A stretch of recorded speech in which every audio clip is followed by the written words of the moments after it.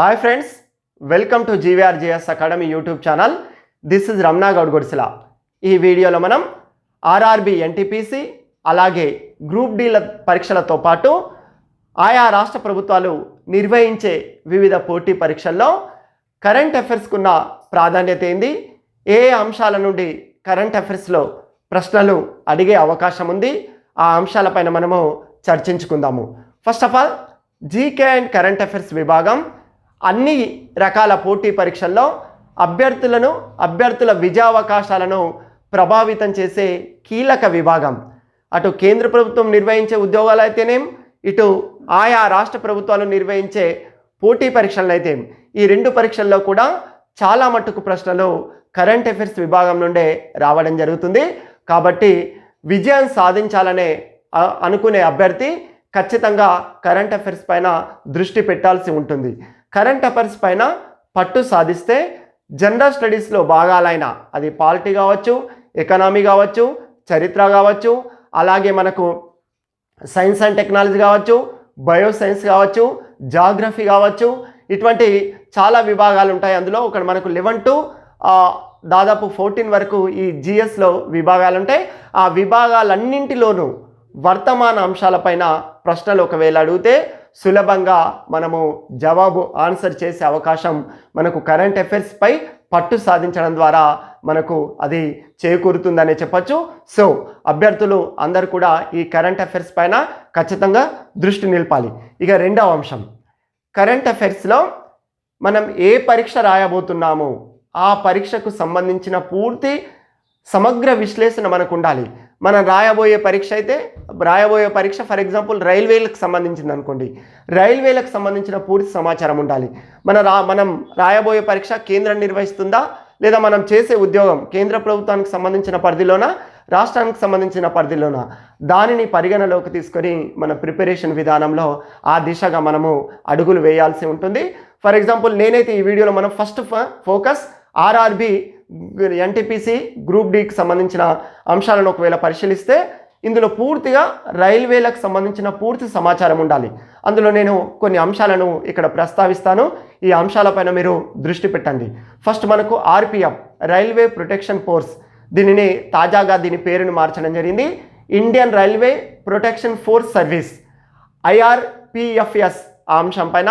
అలాగే మనకు దేశంలో తొలి ప్రైవేట్ ట్రైన్, జనరల్గా ఈ ట్రైన్స్ అనేటి గవర్నమెంట్ పరిధిలో నడుస్తాయి, కానీ మారుతున్న పరిస్థితులకు అనుగుణంగా ప్రైవేటైజేషన్ పైన ఆ దిశగా కూడా ప్రభుత్వం అడుగులు వేస్తుంది. కాబట్టి ఈ క్రమంలో దేశంలో తొలి ప్రైవేట్ ట్రైన్ ఏదని అడిగే అవకాశం ఉంటుంది. కాబట్టి ఆ అంశాలపైన కూడా గుర్తుంచుకోండి. అది తేజాస్ ఎక్స్ప్రెస్, లక్నో టు ఢిల్లీ మధ్య మొట్టమొదటి తేజాస్ ప్రైవేట్ ట్రైన్ నడిచింది, ప్రారంభమైంది. అది 2019 అక్టోబర్ 4న ఉత్తరప్రదేశ్ ముఖ్యమంత్రి యోగి ఆదిత్యనాథ్ దానిని ప్రారంభించడం జరిగింది. అలాగే మనకు మహాకాల్ ప్రైవేట్ ఎక్స్ప్రెస్ రైలు, అది కూడా ప్రైవేట్కి సంబంధించింది. ఇది దేశంలో 3 జ్యోతిర్లింగ క్షేత్రాలను కలుపుతూ నడుస్తున్న రైలు. అది వారణాసి, ఉజ్జయిని, ఓంకారేశ్వర్. ఈ రైలును కూడా 2020 ఫిబ్రవరి 16వ తేదీన ప్రధాని నరేంద్ర మోదీ తన నియోజకవర్గమైన వారణాసిలో ప్రారంభించిండు. అలాగే మనకు సౌత్ కోస్ట్ రైల్వే జోన్ల పైన కూడా సమగ్ర అవగాహన ఉండాలి. అంటే విశాఖపట్నం కేంద్రంగా నూతన రైల్వే జోన్ను ఏర్పాటు చేస్తున్నట్లు మనకు కేంద్రం రైల్వే శాఖ ప్రకటించింది. అది సౌత్ కోస్ట్ రైల్వే జోన్, అది కూడా మనం గుర్తుంచుకున్నాం. దీంతో రైల్వే జోన్ల సంఖ్య కూడా 18కి పెరిగింది. ఆ అంశాల పైన కూడా ఆ 18 పైన పూర్తి అవగాహన ఉండాలి. అలాగే మనకు వందే భారత్ ఎక్స్ప్రెస్, దాన్ని మనం ట్రైన్ 18 అని కూడా అంటాము. ఇది భారతదేశం మొట్టమొదటి ఇంజన్లెస్ ట్రైన్. అటువంటి చాలా కీలకమైన ప్రశ్న ఇది కూడా. ఇది 2019 ఫిబ్రవరి 15న ప్రధాని నరేంద్ర మోదీ దీనిని ఢిల్లీలో ప్రారంభించడం జరిగింది. ఇది ఢిల్లీ టు వారణాసి మధ్య నడుస్తుంది. కాబట్టి వందే భారత్ ఎక్స్ప్రెస్కి సంబంధించిన అంశాలపైన కూడా మనకు పట్టు ఉండాలి.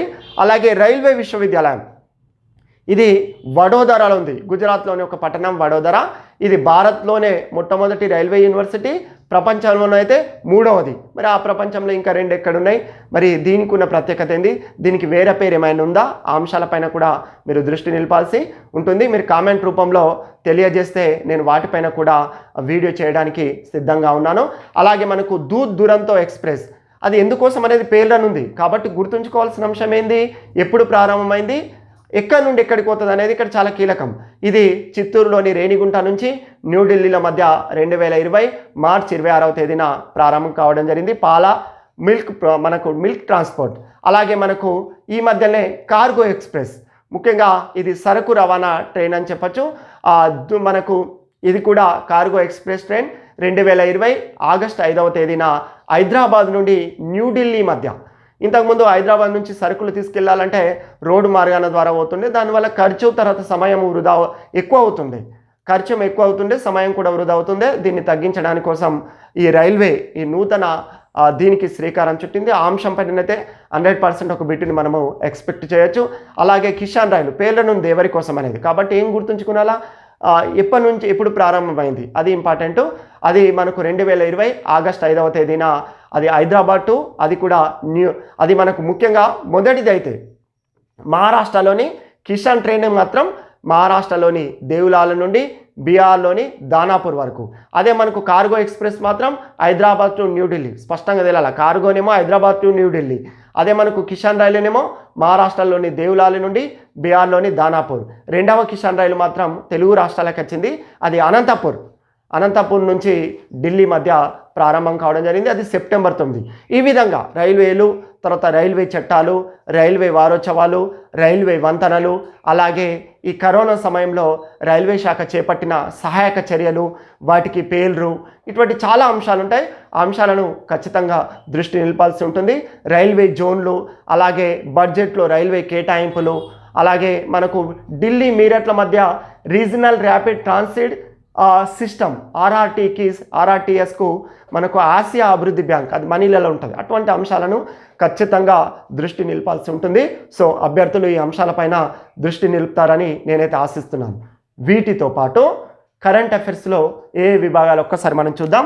1 జాతీయ అంశాలు నేషనల్ ఈవెంట్స్, 2 అంతర్జాతీయ అంశాలు ఇంటర్నేషనల్ ఈవెంట్స్, 3 ప్రాంతీయ అంశాలు, అది తెలంగాణ ఆంధ్రప్రదేశ్. ఇక్కడ ఇంకొక విషయం గమనిస్తున్నాం, ఎగ్జామ్ని బట్టి ప్రిపరేషన్లో మార్పులు ఉంటాయి. మనది రాసేది జాతీయ పరీక్ష అయితే మనం జాతీయ అంతర్జాతీయ అంశాలకు ఎక్కువ దృష్టి పెట్టాలి. మనం రాసేది ప్రాంతీయ అంశం, ప్రాంతీయ ఎగ్జామ్ అంటే ఫర్ ఎగ్జాంపుల్ ఇప్పుడు రానున్న రోజుల్లో వార్డ్ ఆఫీసర్ తెలంగాణలో అయితే, ఇప్పుడైతే అక్కడ గ్రామ సచివాలయం, వాటికి సంబంధించి అప్పుడు ఏం చేయాలంటే ప్రాంతీయ అంశాలపైన ఎక్కువ దృష్టి పెట్టాలి. ఈ జాతీయ అంతర్జాతీయ అంశాలతో పాటు ప్రాంతీయ అంశాలను జాతీయ స్థాయిలో ఎగ్జామ్ రాస్తే అది జాతీయ అంతర్జాతీయ అంశాలకు ఎక్కువ దృష్టి పెట్టాల్సి ఉంటుంది. కొన్ని జాతీయ స్థాయిలో ఉన్న నిర్మాణాలు కావచ్చు, కట్టడాలు కావచ్చు, సంస్థలు కావచ్చు, తెలంగాణ అంటే ప్రాంతీయ ఆంధ్రప్రదేశ్ తెలంగాణలో కూడా ఉండొచ్చు, కాబట్టి వాటిపైన కూడా దృష్టి పెట్టాలి. అవార్డ్స్, తర్వాత క్రీడలు, సైన్స్ అండ్ టెక్నాలజీ, ఆర్థిక అంశాలు, నియామకాలు, మరణాలు, కమిటీలు, పుస్తకాలు, రచయితలు, ఈ అంశాలపైన ఖచ్చితంగా అభ్యర్థులు దృష్టి పెట్టాల్సి ఉంటుంది. ఒక్కొక్కసారి మనం బ్రీఫ్గా చూద్దాం. జాతీయ అంశాలలో జాతీయ స్థాయిలో జరిగిన సంఘటనలు, ముఖ్యంగా మనకు స్వచ్ఛ సర్వేక్షణ్, దీనిపైన ఖచ్చితంగా ఒక బిట్టుని రావడం జరుగుతుంది. 2020 స్వచ్ఛ సర్వేక్షణ్ అవార్డులో దేశంలోనే అత్యంత పరిశుభ్రమైన నగరంగా ఇండోర్ 4వసారి వరుసగా ప్రథమ స్థానం నిలిచింది. మరి తెలుగు రాష్ట్రాల నుంచి ఏ నగరాలు ఉన్నాయి, ఆ డాటా టాప్ 5 వాటన్నిటిపైన పూర్తి అవగాహన కలిగి ఉండాలి. అయోధ్యలో రామ జన్మభూమికి భూమి పూజ, ఆలయ ట్రస్ట్ వ్యవస్థాపకుడు ఎవరు, ఆ అంశాలపైన కూడా ఖచ్చితంగా ఒక బిట్టుని ఎక్స్పెక్ట్ చేయొచ్చు. మనకు నేషనల్ రిక్రూట్మెంట్ ఏజెన్సీ జాతీయ నియామక మండలిని కూడా కేంద్రం తాజాగా ప్రకటించింది. ఆ అంశం పైన కేంద్ర కేబినెట్ ఏ రోజు ఆమోదం తెలిపింది, ఇటువంటి అంశాలు అడుగుతారు. అలాగే కోజికోడ్ విమాన ప్రమాదం జరిగింది. ముఖ్యంగా కరోనా నుండి ఈసారి ఒక బిట్టుని ఎక్స్పెక్ట్ చేయొచ్చు. ఈ కరోనా తొలి కేసు ఏంది, ఇక్కడ వైరస్ ఏంది, ఆ ల్యాబ్స్ ఏంది, తర్వాత వ్యాక్సిన్ ఏ దేశం, మన దేశంలో ఏ సంస్థలు కృషి చేస్తున్నాయి, దీనిపైన సంపూర్ణమైన అవగాహన కలిగి ఉండాలి. అదేవిధంగా ప్రధానమంత్రి స్కీమ్స్, మొన్ననే వెరీ రీసెంట్లీ మనకు సెప్టెంబర్ 10న ప్రధానమంత్రి మత్స్య సంపద యోజనను ప్రధాని నరేంద్ర మోదీ ప్రారంభించడం జరిగింది. ఆ అంశాలపైన కూడా మనం గుర్తుంచుకునేలా. పార్లమెంట్ ఆమోదం పొందిన బిల్లులు, ఈ మధ్యలో పార్లమెంట్ సమావేశాలు జరుగుతున్నాయి, మరి ఏ బిల్లులను ఆమోదం పొందింది, ఆ అంశాలపైన కూడా దృష్టి పెట్టండి. అలాగే వివిధ రాష్ట్రాల్లో జరుగుతున్న పరిణామాలు, రానున్న రోజుల్లో బీహార్లో ఎన్నికలు జరగబోతున్నాయి, ఆ అంశంపైన, జమ్మూ కాశ్మీర్లో ఏం జరుగుతుంది, కర్ణాటకలో ఏం జరుగుతుంది, అస్సాంలో ఏం జరుగుతుంది, అది ఏమైనా పోటీ పరీక్షలకు ఏమైనా రిలేటెడ్ ఉందా, ఆ అంశాలను కూడా దృష్టి పెట్టాలి. ఇక అంతర్జాతీయ అంశాలకు వచ్చేసరికి వివిధ దేశాల అధ్యక్ష ఎన్నికలు. మొన్ననే మనకు శ్రీలంక పార్లమెంట్ ఎన్నికలు జరిగినాయి. జపాన్ నూతన ప్రధానిగా యోషిహిడే సుగా వచ్చిండు. ఎందుకంటే అప్పటికే ప్రధానిగా పనిచేస్తున్న షింజో అబే తన ఆరోగ్యరీత్యా పదవికి రాజీనామా చేసిన నేపథ్యంలో ఇది రావడం జరిగింది. అలాగే మనకు వివిధ దేశాలతో భారత్ దౌత్య సంబంధాలు, ముఖ్యంగా పాకిస్తాన్, రష్యా, చైనా అటువంటి పైన ఒక ఫోకస్ కన్ను పెట్టి ఉంచాలి. అలాగే భారత దేశాధినేతల విదేశీ పర్యటనలు మొన్ననే కుదుర్చుకున్న ఒప్పందాలు. మనం వెరీ రీసెంట్లీ సెప్టెంబర్ 7వ తేదీన మనకు రక్షణ శాఖ మంత్రి రాజ్నాథ్ సింగ్ రష్యా రాజధాని మాస్కోలో పర్యటించిండు. మరి ఎక్కడ పర్యటించిండు, ఏ సమావేశంలో పాల్గొనడు, ఆ అంశాలపైన కూడా మనం దృష్టి పెట్టాలి. అలాగే మనకు అమెరికా అధ్యక్ష ఎన్నికలు జరగబోతున్నాయి. మళ్ళీ మనకు రిపబ్లిక్ పార్టీ నుండి ట్రంప్ మళ్ళీ అధ్యక్ష ఎన్నికల్లో పోటీ పడుతున్నాడు. అదే డెమోక్రటిక్ పార్టీ నుండి అయితే జో బిడెన్, అలాగే భారత సంతతి వ్యక్తి కమలా హ్యారిస్ కూడా అక్కడ పోటీలో ఉపాధ్యక్ష పదవి కోసం నిలబడుతుంది. ఈ అంశాలను ఖచ్చితంగా మనం మళ్ళీ భారత్ చైనాల మధ్య ఉద్రిక్తతలు కంపల్సరీ ఒక బిట్టుని ఎక్స్పెక్ట్ చేయొచ్చు. ఈ నేపథ్యంలోనే మనకు పబ్జీతో సహా 118 మొబైల్ యాప్లను కూడా కేంద్రం నిషేధం విధించింది. ఆ అంశాలు ఐటీ చట్టంలోని ఏ సెక్షన్ ప్రకారం అంటాడు, 2000 సంవత్సరం ఐటీ సెక్షన్లోని ఐటీ చట్టం 69A అంటే అట్లా క్వశ్చన్స్ అడిగే అవకాశాలు ఉంటాయి కాబట్టి అది గుర్తుంది. ఇక రాష్ట్ర అంశాలను పరిశీలిస్తే రాష్ట్ర ప్రభుత్వాలు ప్రవేశపెడుతున్న పథకాలు, విధానాలు, నూతన ప్రాజెక్టులు. ఇప్పుడు తెలంగాణలో అయితే రైతు బంధు, రైతు బీమా, అలాగే కాళేశ్వరం ప్రాజెక్టు, ఆంధ్రప్రదేశ్ అయితే నవరత్నాలు, ఆంధ్రప్రదేశ్లో అయితే నూతన పారిశ్రామిక విధానం, అదేవిధంగా పెన్షన్కు సంబంధించిన ఈ అంశాలపైన తరచుగా క్వశ్చన్స్ అడిగే అవకాశాలు ఉంటాయి. అభ్యర్థులు ఆ అంశాన్ని గుర్తుంచుకోండి. ఇక సైన్స్ అండ్ టెక్నాలజీ, ఈసారి మనము రఫేల్ యుద్ధ విమానాల నుంచి ఒక బిట్టుని ఎక్స్పెక్ట్ చేయొచ్చు. మనకు తొలి విడతగా ఒక 5 రఫేల్ యుద్ధ విమానాలు జూలై 29న భారత్కు చేరినాయి. సెప్టెంబర్ 10న అవి అంబాలాలోని వైమానిక స్థావరంలో అవి వాయుసేనలోకి చేరడం. ఈ రఫేల్ అనేది ఫ్రాన్స్కి సంబంధించిన యుద్ధ విమానాలు. ఆ అంశం పైన పూర్తిగా మనకు వివరణ ఉండాలి, తెలిసి ఉండాలి. అలాగే యుద్ధ విమానాలు కావచ్చు, యుద్ధ హెలికాప్టర్లు కావచ్చు, జలాంతర్గాములు కావచ్చు, తర్వాత DRDOకు సంబంధించిన అంశాలు కావచ్చు, ఇవన్నీ కూడా మనకు సైన్స్ అండ్ టెక్నాలజీలో రావడం జరుగుతుంది. అదేవిధంగా నియామకాలు, అపాయింట్మెంట్స్. మొన్ననే మనకు ఆయుష్మాన్ ఖురానా ఆయన యునిసెఫ్ భారత ప్రతినిధిగా ప్రచారకర్తగా నియమితులు కావడం జరిగింది. అలాగే మనకు దేవేంద్ర వి దర్దా ఆయన ఆడిట్ బ్యూరో సర్క్యులేషన్, అట్లా UPSC నూతన చైర్మన్, ఇటువంటి నియామకాల నుంచి కూడా మనకు అదేవిధంగా తెలంగాణ రాష్ట్ర ప్రధాన సమాచార కమిషనర్ బుద్ధా మురళి, ఇటువంటి అంశాలు నియామకాల నుండి కూడా ఒక బిట్టును ఎక్స్పెక్ట్ చేయవచ్చు. అభ్యర్థులు ఆ అంశాలపైన కూడా మీరు దృష్టి పెట్టండి.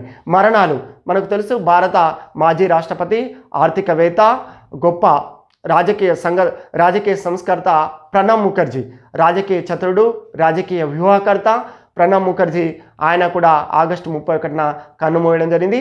ఏ మధ్య కాలంలో ఆయన రాష్ట్రపతిగా పనిచేయడం జరిగింది, అటువంటి అంశాలపైన కూడా ఒక బిట్ చేయొచ్చు, అదే రావచ్చు. అలాగే స్వామి అగ్నివేష్ కూడా ఆయన ఆర్య సమాజ్ వ్యవస్థాపకుడు, ఆయన కూడా స్వామి అగ్నివేష్ కూడా మరణించడం జరిగింది.